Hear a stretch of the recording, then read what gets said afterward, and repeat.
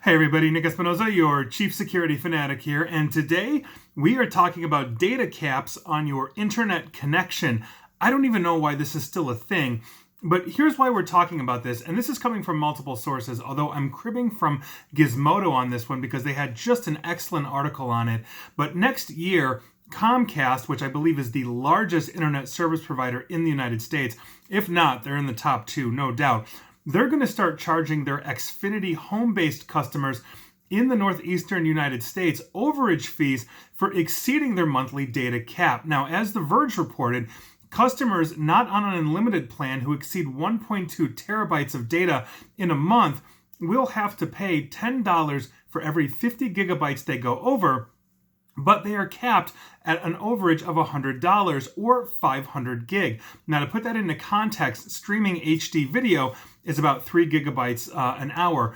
Cloud gaming over something like the new Stadia uses 10 gig of data every hour. And so if you're not watching your bill, you could basically explode that, especially since we're all indoors and using our internet way more than we have before. Now, these changes will affect Xfinity customers in Connecticut, Delaware, Massachusetts, Maryland, Maine, New Hampshire, New Jersey, New York, Pennsylvania, Virginia, Vermont, West Virginia, and the District of Columbia, as well as parts of North Carolina and Ohio. Now, this fee is not going to start right away. Comcast is giving their Xfinity customers that are not currently on an unlimited plan a quote-unquote credit for the months of January and February of next year to ease them into this new policy. Essentially, for those 2 months, you're not going to see an overage fee on your account, but after that, you get one courtesy credit of 50 gig every year, just in case you accidentally go over. Now, if you look on Xfinity's website right now, you don't actually see these changes listed. According to Ars Technica, it appears that Comcast removed this notice sometime after Friday, November 20th, which was last Friday.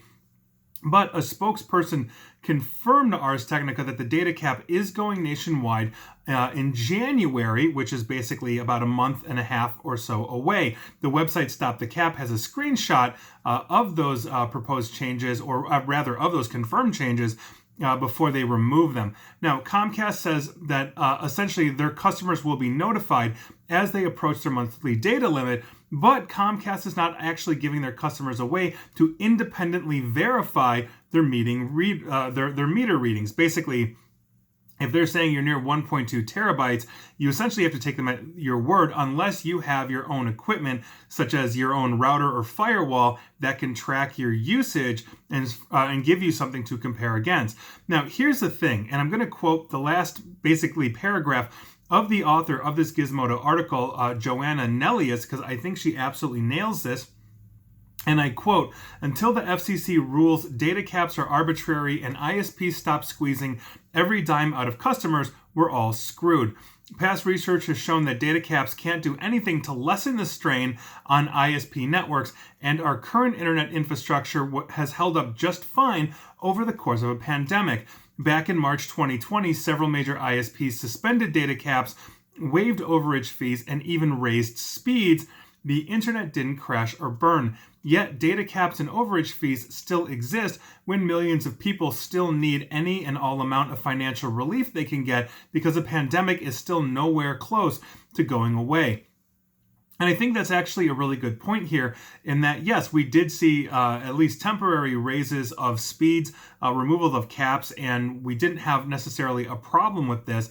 I can see it from the ISP side, not from the nickel and diming side, but as they are continuously every single day expanding their vast infrastructures by laying more fiber, by adding more routing equipment, and on and on and on, they are probably trying to offset that cost and recoup it. But at the same token, you can go and pay a little bit more for a Comcast business line and get dedicated speed with unlimited bandwidth and all of this. And I think that this is actually a really good point here, is that the internet is no longer something that we can take for granted. We are doing everything over meetings, whether it's school for the children or through college, whether it's business meetings. All my speaking engagements that I would have been on stage pretty much all over the planet this year, I have been doing right from this chair. So, I mean, there's a lot I think that goes into this, but at the end of the day, yes, if we are getting nickel and dimed, if there are overage charges and we are all stuck inside, that's not necessarily a good thing. The pandemic does not appear to be going away, at least here in the United States. We are seeing what they're calling, I think, a third wave at this point that is appearing to ramp up and is not going to go away anytime soon. And so what do we do with this? How do we balance these kinds of things? I think most people these days are on an unlimited plan unless they are doing very minor things, whether it's a mobile phone or a home internet connection. But the last thing you want to do is be streaming 4K on Netflix or whatever service you use, run out half the month, and then what are you going to do? You're just going to burn through the overage and pay more. And you might be out of a job, but you might need the internet to look for a job. I mean, this is a bit of a catch-22. So I'd be curious to know what your thoughts are on this. But I can't believe that internet data caps are really a thing anymore. The way mobile providers have dealt with it, at least here in the United States, like Verizon, for example, they say they give you an unlimited cap up to whatever that, an unlimited amount of internet up to whatever the cap is. Let's say I think it's 75 gig for Verizon. And once you hit that 75 gig limit, you still get the internet, but they start throttling you back depending on speed, demand, all those kinds of things. But you're not going to pay an overage charge. They're just going to lower your speed. So maybe you're getting, 15 to 20 megabit out of your 4G connection, and maybe you're down to 5 or 10. That still gives you the internet. You can still get to a lot of different things, but you're also not paying overage. And I'm wondering why a Comcast can't do something like that as well. What makes a home internet connection different beyond the fact that cellular infrastructure obviously is a different animal, it's a different costing model, all these kinds of things. But as the author stated, Joanna Nellius here, we didn't crash and burn. Everybody was watching Tiger King in March on unlimited bandwidth, and the internet survived just fine, as did Netflix. So I'm curious to know your thoughts on this. I just really can't believe that this is a thing. You would imagine that given the criticality of the internet, that we would essentially be getting it for one flat rate. Now, obviously, those flat rates, unlimited across the board, can change. The more bandwidth or speed you want, the more you pay. The less you need, the less you pay. But capping it is an entirely different thing. So I'd love to hear your thoughts, as I mentioned, but that is your news of the day. And please like, share, follow me here on Facebook and Twitter at NickAESP. And please feel free to subscribe to me at YouTube as well. And as always, stay safe and stay online. And apparently stay under your cap. Thanks, guys.